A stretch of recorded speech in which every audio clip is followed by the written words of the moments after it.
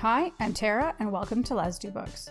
This week I'm excited because I'm joined by Ann Aptaker, author of the Cantor Gold mystery series. The latest is called Flesh and Gold, and it's available everywhere from Bold Strokes Books. Welcome, Ann. Hello, good morning here in New York. Thank you, Tara, for inviting me onto your podcast. So, you are here with some recommendations for people because there's a lot of pretty wonderful lesbian crime and mystery fiction out there that we just think people may not actually know about. Can you share a little bit about why this genre is so dear to your heart? Sure. For me, crime and mystery fiction, for that matter, all genre fiction, but staying with crime and mystery fiction, they're folk tales. You know, they deal in archetypes, not stereotypes, which are a very different thing and sort of a literary no-no, but they deal in archetypes. The audience, the reading audience, can plug into the various characters very quickly because they're recognizable as personalities that we know in life.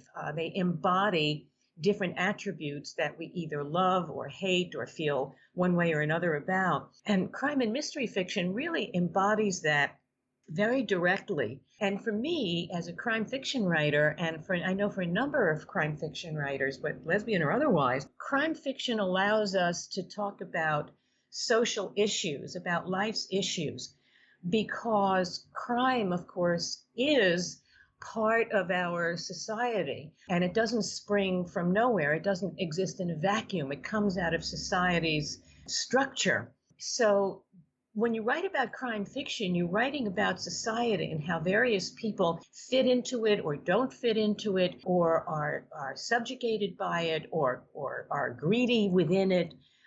But it always talks about what's going on in a societal structure. So it allows crime and mystery fiction writers to talk about social justice issues without being preachy, without carrying around sort of a political billboard. And yet we can talk about them because in most crime books, they're very often murder mysteries. Not always, but often murder mysteries. And what could be more basic than life and death? What can be more human than confronting life and death? And so crime fiction gives voice to that element of life. And it does so in ways that treats the English language, which of course is what I write in the most direct ways. You can't beat about the bush when you're talking about life and death. So this is in many ways why I'm attracted to both reading it and writing it. Mm-hmm. And obviously, we can't give like 10 or 20 recommendations, so you've narrowed it down. Is there anything about the ones that you chose specifically today? Well, the four that I've chosen, 3 specific books by 3 different writers and one author, just generally speaking, they all have different voices. And of course, nothing is more important than an author's voice. So they all have different voices, and they're all talking about something different in their approach to crime and mystery fiction. But what they all talk about in their way is finding a truth and being willing to put their own lives in great peril to get to that truth. And they do it from all sides of the law. For instance, both Gene Redmond's Mickey Knight series and Stephanie Dieul's YA mystery series, the Sid Rubin series, they're working within the law to find the perpetrator of, some horror. Whereas Ali Valley in her, Kane Casey series, I suppose she's the girl after my own heart literarily, since her character, Kane Casey, and my character, Cantor Gold, operate outside the law. But in all cases, all of our characters are trying to get to a truth about something. And it's a very definite truth within the gray areas of the criminal life. And so I suppose all the authors I've chosen have that in common, that they're trying to find a truth. And I think that's really indicative of most crime and mystery fiction, even though they operate in a world that's very murky as far as morals and so on. The crime world is a very murky world. But the truth has to be found in order to confront those issues of life and death that I started talking about. So what is the first book that you'd like to talk about? Well, it's Jean Redmond's, J.M. Redmond. She writes under the name J.M. Redmond. And she writes the Mickey Knight series, and there's a number of them. I think there's, at this point, 6 or 8 or 9 or something like that. But Mm-hmm. my favorite, actually, is the most recent, Girl on the Edge of Summer. And Mickey Knight is a private investigator in New Orleans.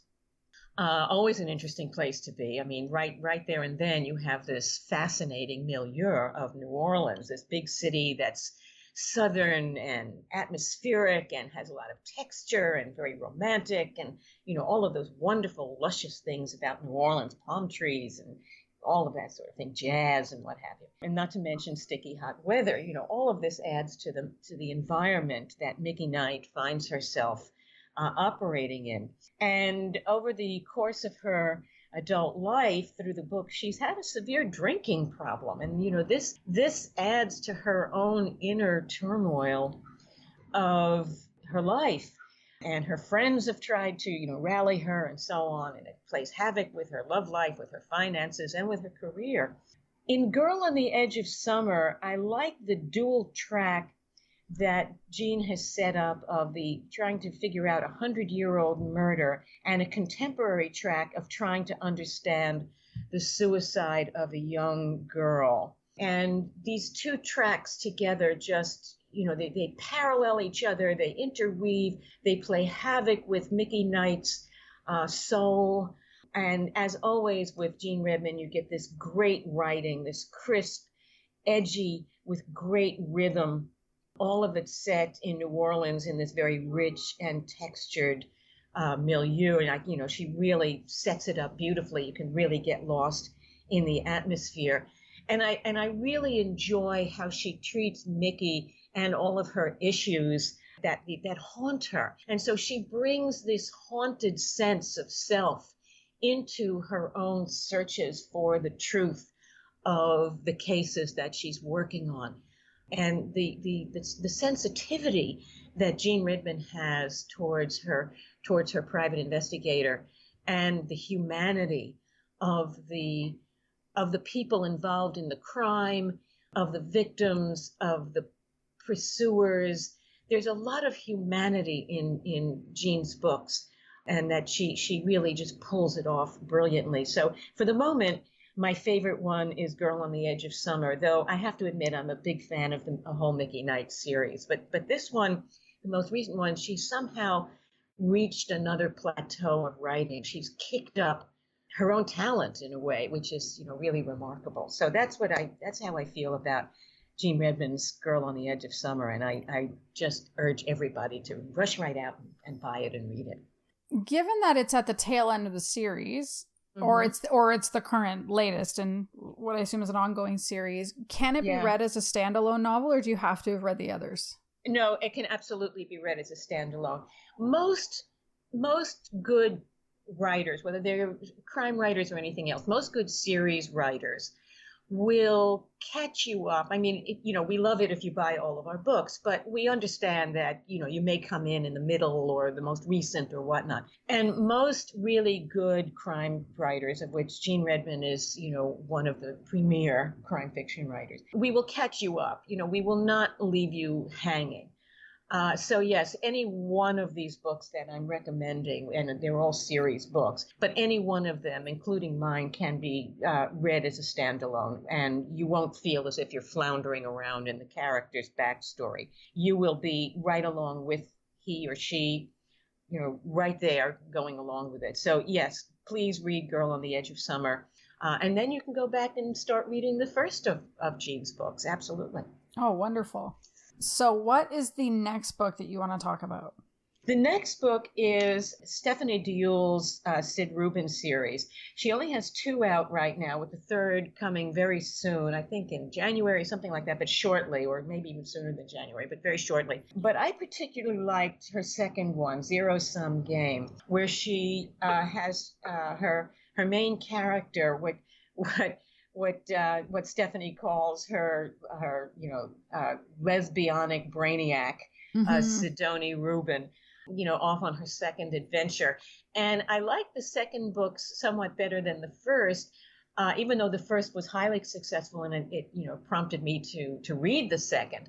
She, in the first, she introduces Sid and her posse of computer nerd pals, cyber nerd pals. But in the second one, I think Stephanie got deeper into Sid's world and Sid's soul and the posse that she has. I think she sort of put it all together slightly more cohesively than she did in the first, and that's to be expected.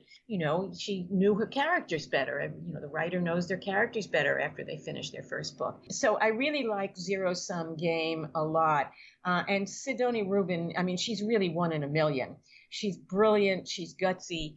In many ways, she's the teenager I wished I was, instead of the sort of imbecile, sort of clod that I was. Sid Rubin really is sort of the teenage girl I wish I was. And together with her high school pals in this new one, in Zero Sum Game, she's not afraid to risk the dangers of the dark web. In this book, they get involved in the underbelly of the internet, the dark web, and the crime that's on the dark web. And she gets involved in it to save another teenager's life, and also save the reputation and the hard work of one of her friends who is a gamer, and one of the dark web crowd has stolen all of this young man's gaming points. And something he's worked very hard to achieve, in which he's trying to win things and a goal and so on. And through this gaming culture that, of course, is completely foreign to me, since I'm a cyber imbecile, Sidonie and her crowd has really brought me into the excitement that the younger people feel in the cyber world. And Stephanie's really done her homework. She has immersed herself into the cyber world and become quite expert at translating this world for those of us who are not part of that world, who are happy we can write an email.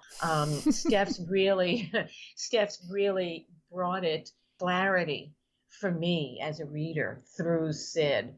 And I just adore Sid as a character. The idea of this brilliant teenager and her friends fighting crime in a modern method through the internet, other than the more traditional ways of, hitting the streets and police procedurals and shooting people and all of that, interviewing people. Sid and her friends get involved in the modern world because they're modern teenagers.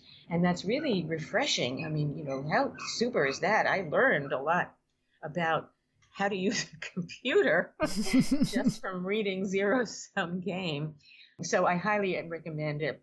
And, I read it. I am hardly a teenager anymore, and yet I found myself turning pages. But if you have access to teenagers, put this book in their hands. Absolutely.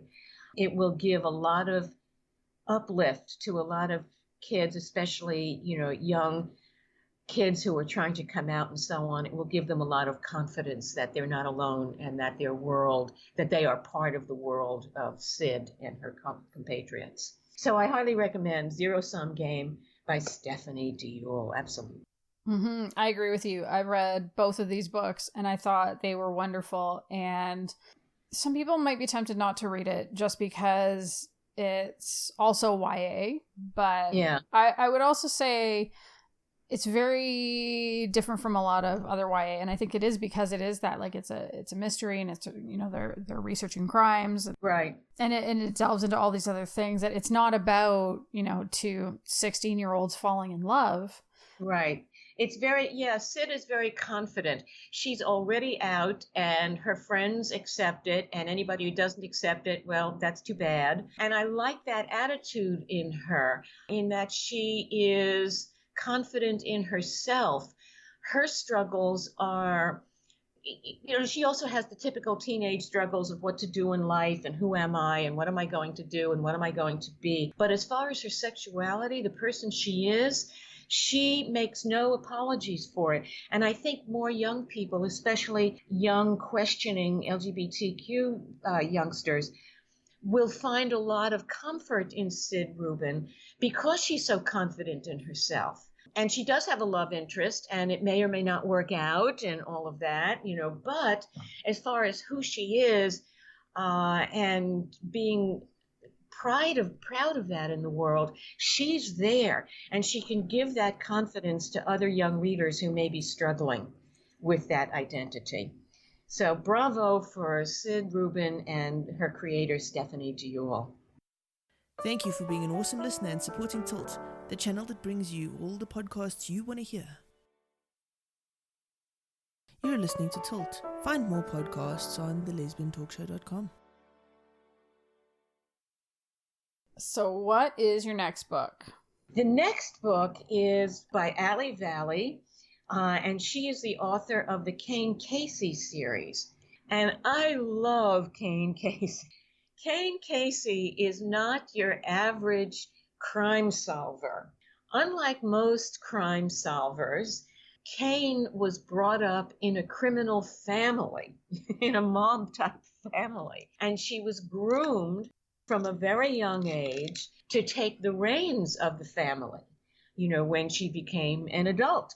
So she is now the leader of a crime family in New Orleans. Again, we're back in New Orleans. Good old place for New Orleans. There's something about New Orleans and crime, I guess, between Gene Redman and Ali Valley. So here's Cain Casey, who, was the head of a crime family, and she is not afraid to mix it up. She's not afraid of a little violence. She grew up with it and so on. She's also charming. She's absolutely wonderful. She's very much in love and so on with Emma Verde, and who was a farm girl, a girl from a Wisconsin farm, very different background. And so I love the whole Cain Casey series, but what really set it up for me was her first book, The Devil Inside, where it just hit me in the face, this wonderful criminal who's being groomed, to take care of a crime family. And, she's being groomed to be tough, to be violent. And it just really spoke to me because of the way that I write, I suppose. With Cantor Gold, she's a thief and a smuggler, and she solves crimes by living outside the law. So Cain Casey, for me, is sort of Cantor Gold's New Orleans modern sister. Mm-hmm. And I just love it. There's crime and there's danger. There's the love of family. There's trying to balance the idea of family and crime, and her great and deep love for Emma, who's from an entirely different world, a more passive world. And Ali really knows how to navigate those strains and to bring us inside Cain's great spirit. Cain Casey has a wonderful spirit. She can be funny, she can be charming, she can be dangerous. Do not cross her or any of her family. And yet she takes us on this wonderful tour, this wonderful adventure of New Orleans. Again, like Gene Redman, but a different side of New Orleans, darker side of New Orleans, a very juicy side of New Orleans. I just love reading Ali Valley's stuff. I mean, Ali also writes romances and so on, but to me, her crime stories, her Cain Casey work are gems. They really contribute to the genre in highly dynamic ways. I mean, Gene Redman, as I said, was a brilliant writer, but they're more traditional in that, they're traditional private investigation stories, PI stories. Ali's Cain Casey is a unique character, and I just love Ali for creating her. Absolutely adore this character. So everybody should rush right out and start reading the Cain Casey series, and start with book 1, The Devil Inside. Believe me, you won't be sorry. You'll be going on a real adventure. And what else is reading but an adventure? So that's how I feel about Ali Valley. Is that series still ongoing, or has she finished it? I believe it's still ongoing. I'm pretty sure that it's still ongoing. I know she sort of takes time out to write other genres, to write, romance and some military things and so on. But I believe it's still ongoing. She did have one that was published, I believe, in not terribly long ago. I don't really know exactly the date. Yeah, within the last couple of years, I think. Yeah, so I believe that it's still ongoing. But, how far along she wants to take it, I don't know. Yeah, she had something that came out last year in 2018, Heart of the Devil. That's her most recent, and which I haven't read yet, sorry to say, but I most absolutely certainly will, because I'm crazy about this character, absolutely crazy about Cain Casey. But for the moment, the first one, The Devil Inside, just really leapt out at me.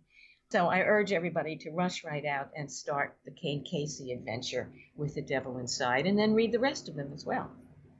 So you mentioned that you had 3 books, which you discussed, and that you have one author. So who is that author? Yeah, when you're talking about lesbian crime fiction, or a lesbian who writes crime fiction, you can't not talk about Patricia Highsmith. Even though she didn't, her only lesbian book, of course, was The Price of Salt, which we know of as Carol, which is a romance. She did write crime fiction, the most famous of them, of course, being, the Mr. Ripley series. And, but in her books, the LGBT crew thread that runs through them is unmistakable. And so, I have to honor Patricia Highsmith, even though she did not write specifically lesbian crime fiction. But, there's no ignoring her. She was a brilliant writer. The Mr. Ripley books, The Talented Mr. Ripley, which was the first one, of course, and the others that followed, Ripley Underground and whatnot, they're homoerotic, to say the least. So she did deal with queer issues. And some people tend to think that even though she made it homoerotic, dealing with, male passion in a subliminal way, that it was actually a cover for her own female passion as a lesbian. Well, that can be debated, neither here nor there. But as crime fiction with an LGBTQ undertone, it's brilliant. And then, of course, Strangers on a Train is highly homoerotic. And again, there's question about whether she was sort of hiding behind the male persona to discuss to her own lesbian feelings and lesbian affairs.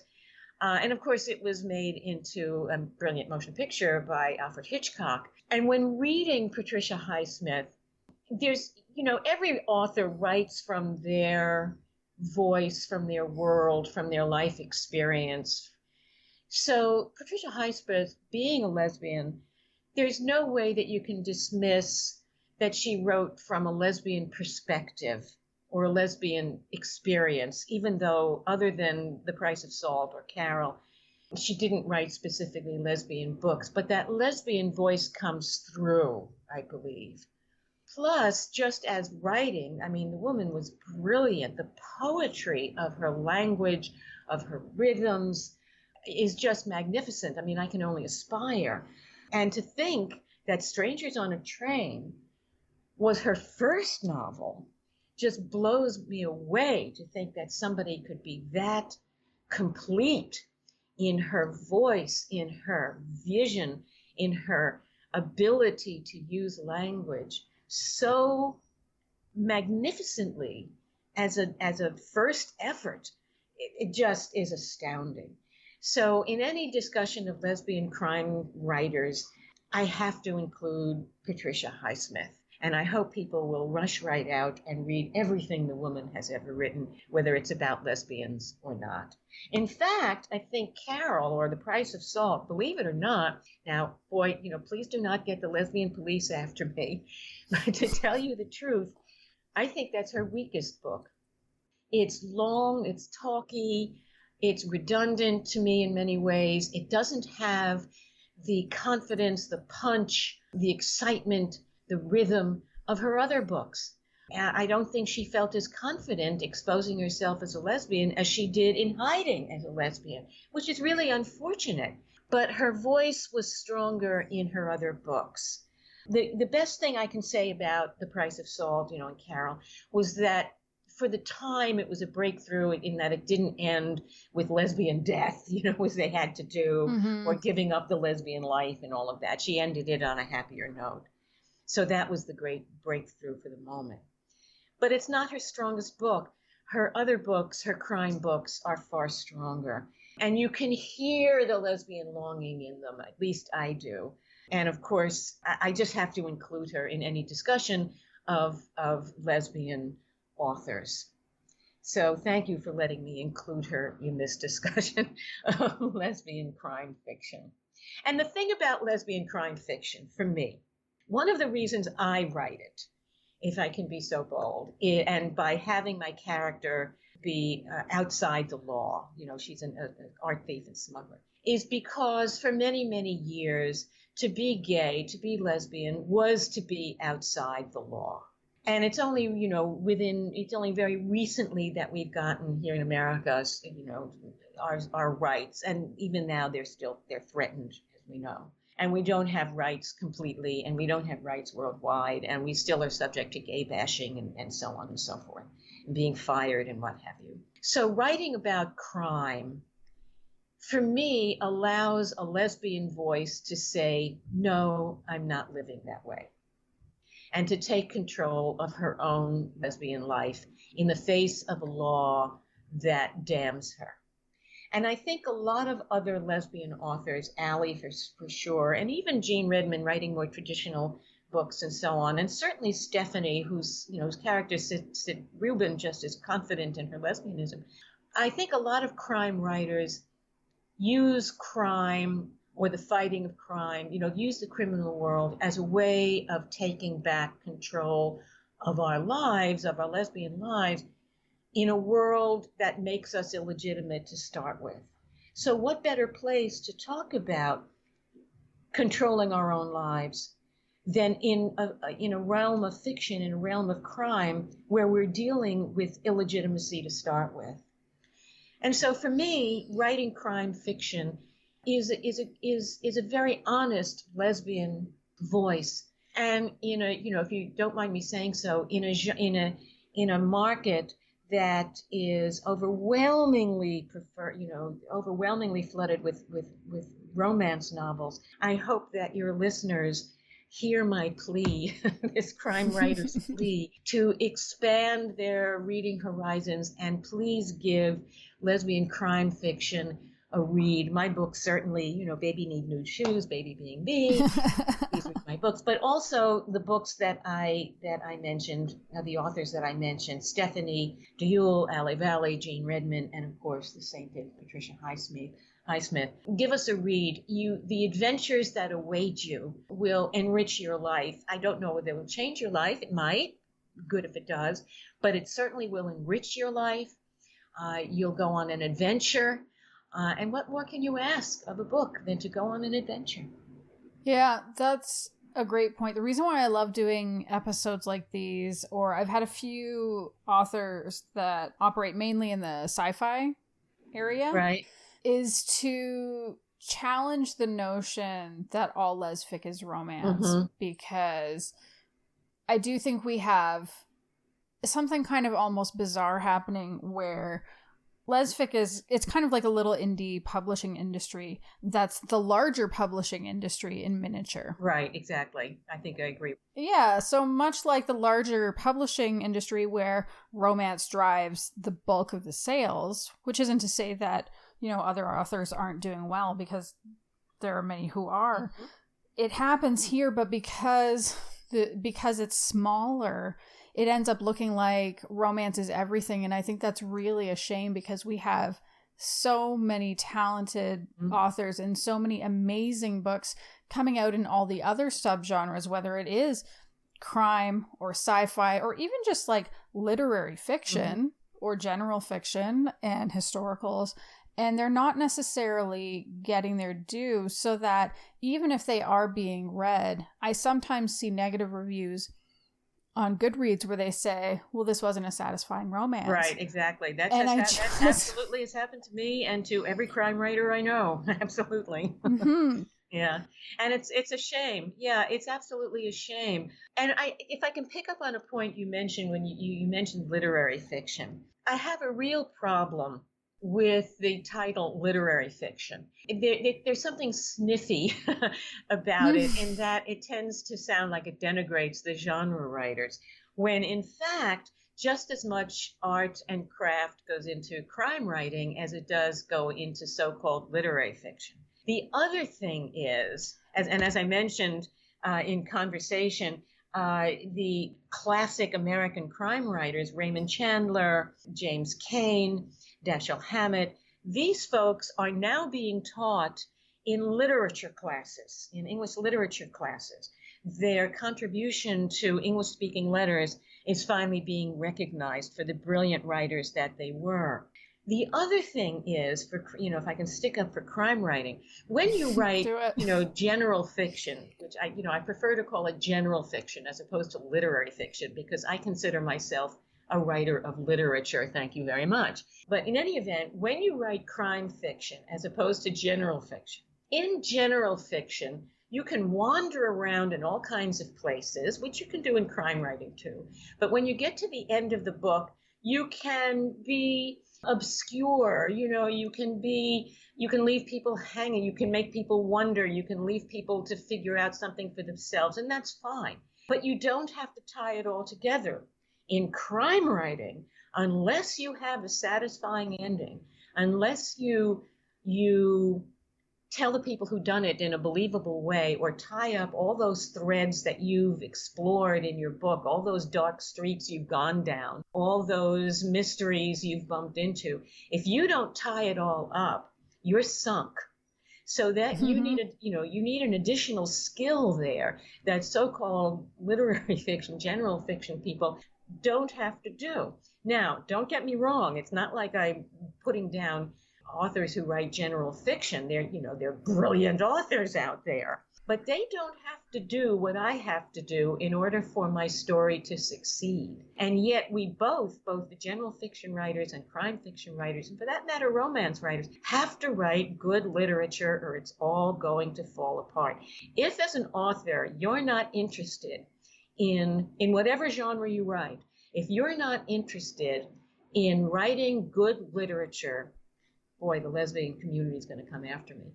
If you're not interested in writing good literature, please don't.